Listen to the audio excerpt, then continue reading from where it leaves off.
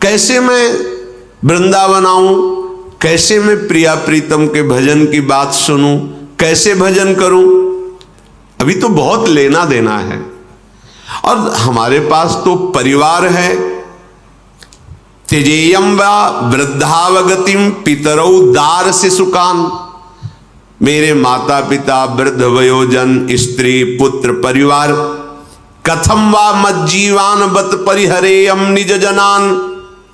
मैं ऐसे अपने प्यारे परिवार को, प्यारे पुत्र को, प्यारी स्त्री को कैसे इनको भूल जाऊं और भजन करूं।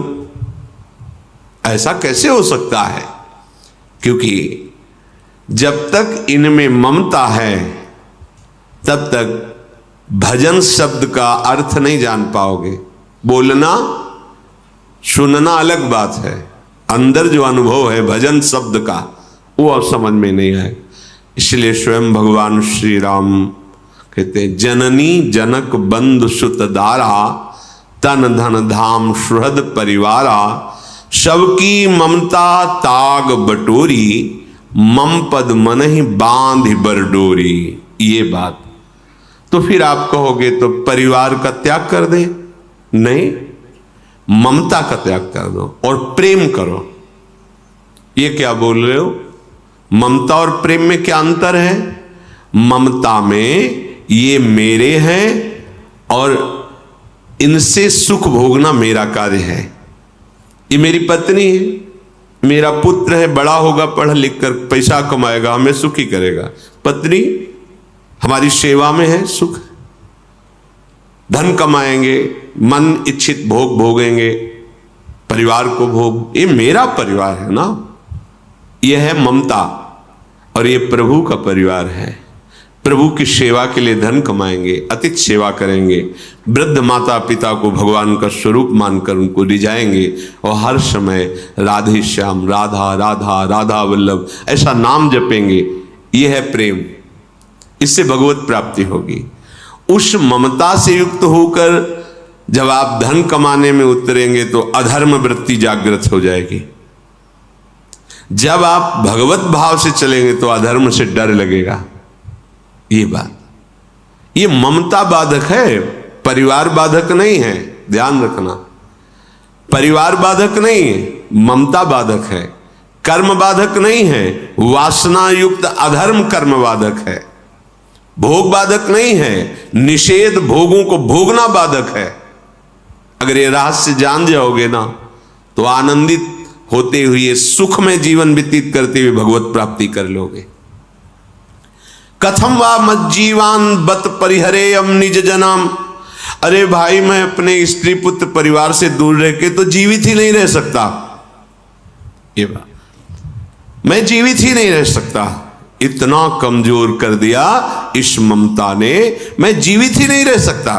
कैसे त्याग करूं? सताम श्लाघ्यो भूतेत्य फल कलनो मुह्यति कुधी। अरे तुम्हारी बुद्धि नष्ट हो गई है, इनको छोड़ के तो तुम्हें जाना ही है, जाना है, नहीं रुक पाओगे तुम। ये सब 4 दिन के बाद भूल जाएंगे तुम्हें। कौन याद करता है? जो चले गए कौन याद? और तुम्हारी याद करने से होगा क्या उनका? न तुम्हारा कुछ होगा, न उनका समय ही नष्ट हो रहा है। याद करो प्रभु की और सब में प्रभु की भावना से प्रेम करो। सताम श्लाघ्यो, ये संत महापुरुषों ने जो बात कही उसको समझो। सताम श्लाघ्यो, महापुरुष जन प्रशंसा जिस बात की कर रहे हैं उसको समझो। तुम अपनी कुबुद्धि को, कुधी, ये जो मलिन मायायुक्त बुद्धि है, इसका निर्णय मत मानो। सताम श्लाघ्यो, सज्जन पुरुष, शास्त्र, संत, गुरुजन जो प्रशंसा कर रहे हैं श्री भगवान की, धाम की, नाम की, उसको सुनो। भूतेवत्य फल कलनो मुह्यति कुधी। अगर तुम अपनी बुद्धि को ऐसे दुर्बुद्धि बनाए रखोगे तो मानव जीवन का फल तुम्हें प्राप्त नहीं हो पाएगा। बड़ा सौभाग्य मिलता है जब कोई संत सेवा, भगवत सेवा या जन सेवा करने का सौभाग्य मिलता है। पर हम उसमें भी अपना नाम छपाना चाहते हैं, हमें कोई जान जाए। भैया, जिनके जनाने से सब कार्य सिद्ध हो जाता है वो अंतर्यामी हैं, पोस्टर लगवाने की जरूरत नहीं है, अपने को दिखावे की जरूरत नहीं है। वो जान रहे कि आप क्या कर रहे हो, आपको जनाने की जरूरत नहीं है। अगर आप अपनी वस्तु, अपनी संपत्ति मान करके अपने यश के लिए साधु सेवा, भगवत सेवा आदि करोगे तो सकाम या निष्काम कैसे भी करें मंगल ही होता है। पर हमें अधिक लाभ मिले, हमें ऐसा विचार करके कार्य करना चाहिए। अधिक लाभ क्या है? प्रभु प्रसन्न हो जाए। प्रभु प्रसन्न कब होते हैं? प्रभु प्रसन्न जाना हनुमाना, बोला वचन विगत अभिमाना। विगत अभिमान, आपकी वाणी, आपकी चेष्टा, आपका कर्म अभिमान रहित हो तो वही कर्म योग बन जाता है और भगवत प्रसन्नता का हेतु। और जहां पर कृपा राम की होई ता पर कृपा करे सब कोई। सब चराचर जगत ग्रह नक्षत्र देवी देवता सब शक्तियां तुम पर कृपा करेंगी यदि प्रभु प्रसन्न हो जाए। प्रभु प्रसन्नता का हेतु अहंकार रहित होकर भगवत चरणारविंद का आश्रय लेकर जो भी सेवा बन रही, प्रभु आपके उद्धार के लिए आपको ऐसा अवसर दे रहे, नाम जपते हुए दैन्य भाव से। जैसे कोई हमें गुरुजन आज्ञा करे कि चलो यहां से लेकर वहां तक ऐसी सेवा का विस्तार करो, तो हमें कोई गर्व नहीं होगा, क्योंकि वस्तु उन्होंने दी है, आज्ञा उन्होंने दी, तो हम केवल कर रहे निमित्त मात्र। हमें पता है कि यह वस्तु स्वामी की है और प्रेरणा स्वामी की है और स्वामी की आज्ञा का पालन कर रहे हैं, ये हमारी प्रसन्नता का विषय। पर गर्व नहीं होगा कि मैं फूल बिथरा रहा हूं या मैं अमुक सेवा कर रहा हूं या मैं अमुक नहीं, वो तो स्वामी की ही वस्तु है और स्वामी ने ही मुझे ये योग्यता दी है कि ये क्रिया करो, तो उनके बल से ये क्रिया हो रही, ये भगवत प्राप्ति का हेतु हो जाएगी। और अगर कहें अहम का पोषण, तो 1000 लगाए हो 1 लाख दे देगा, लक्ष्मीपति है। 1000 में तो तुम अहंकार समेट नहीं पा रहे हो, 1 लाख में क्या समेट पाओगे? बहुत सावधान होकर हम सतमार्ग में चले। श्रीपाद प्रबोधानंद जी महाराज कह रहे हैं कि तुम कितनी बड़ी गलती कर रहे हो। जानन्नप्यमृतम विहाय गरलम भुंजे स्वयं बंधनम, प्यार तीव्रात निबंधनम दृढ़तरम कुर्वे सदृक स्वंधवत। श्री वृंदाटवी मातरे कमिः मज्जीवा तुरस्ते स्वयं, यत्वं स्नेहमयी विकृष्य जनतां स्वाकं समानेष्यसि। हे भाई, तुम्हें ये समय मिला है अमृत प्राप्ति के लिए और तुम मूढ़तावश विष पी रहे हो। भाव आंतरिक बड़ी कीमती एक एक श्वास है। जब हम राधा राधा बोलते हैं तो हमारी ये श्वास अमर हो जाती है, और जब हम विषय भोगते हैं, विषय चिंतन करते हैं, विषय वार्ता करते हैं, तो हमारी श्वास मर गई। एक श्वास मरी, दूसरी मरी। विष का काम है मारना। राधा, अब ये त्रिकाल में, त्रिभुवन में कभी भी ये श्वास नष्ट नहीं होगी, ये अमर हो गई श्वास। और इसका जो फल है वो सीधे प्रिया प्रीतम है, महासुख है, महाप्रेम है। हे भाई, जानन नप्यमृतम विहाय गरलम भुंजे, जानबूझकर क्यों विष खा रहे हो? मृत शरीर, मृत्युलोक, मृत भोग, मृत वासना, मृत क्रियाएं, ये सब विष है। अमृत भाव, अमृत नाम, अमृत रूप, अमृत लीला, ये पान करने के लिए हमें मानव देह मिला, साधु संग मिला, धाम आने को मिला। अब विष को मत खाओ। अगर विष को वैदिक से शोध कर लिया जाए तो शक्तिवर्धक हो जाएगा, रोगनाशक हो जाएगा।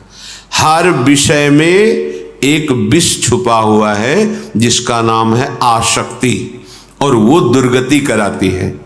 देखो, छोटे छोटे भोगों में आसक्ति है, हम इसके बिना नहीं जी सकते, हम इस नशा के बिना, हम इस भोग के बिना, हम ऐसा किए बिना नहीं रह सकते, नहीं जी सकते। ये जो विषया, इसे आसक्ति कहते हैं।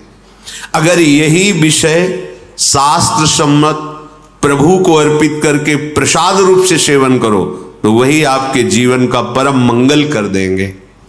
पर प्रभु को स्वामी मानकर, अपने हृदय भाव में अपने को सेवक मानकर तुम्हें ही निवेदित भोजन करें। हर चेष्टा,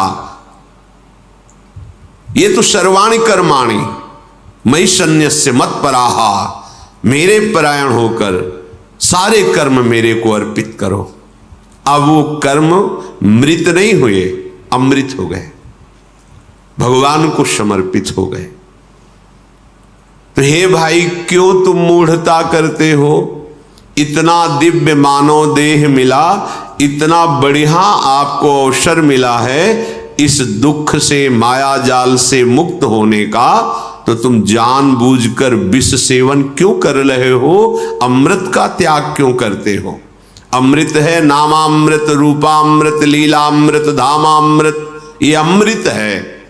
इसका पान करो, इसका गान करो, इसका श्रवण करो, मनन करो, जीवन भगवतमय बना लो।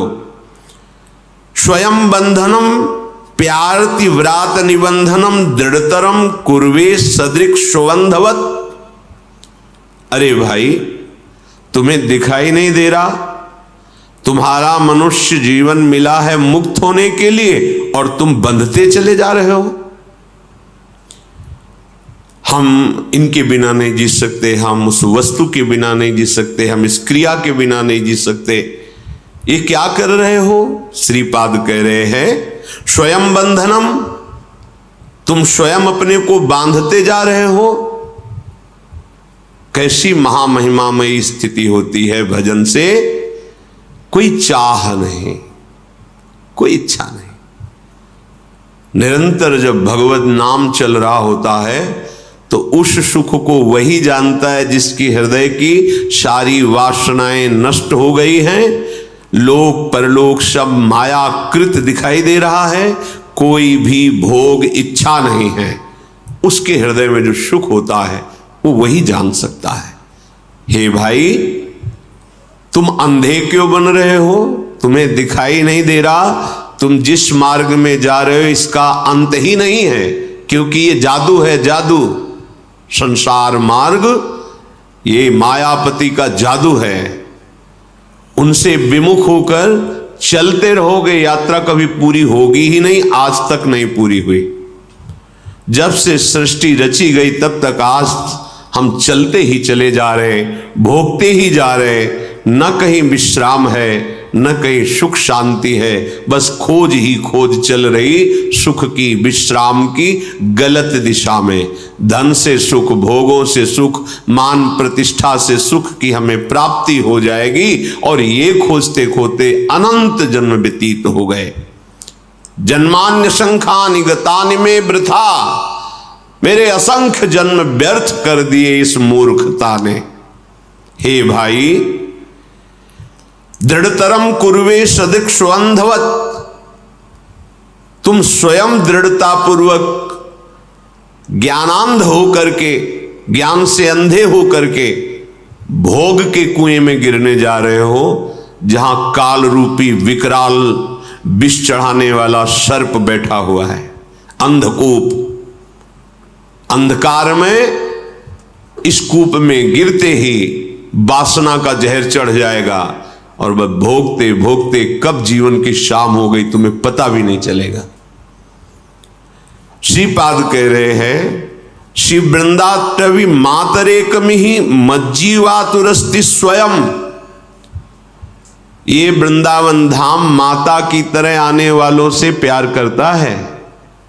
जैसे परदेश गया हुआ बच्चा अपने घर आवे तो मां कैसे मिलती है, ऐसे प्यार करता है वृंदावन धाम। यहां जो आप आए हो, ये श्री राधिका कृपा बिनु सबके मनन अगम्य।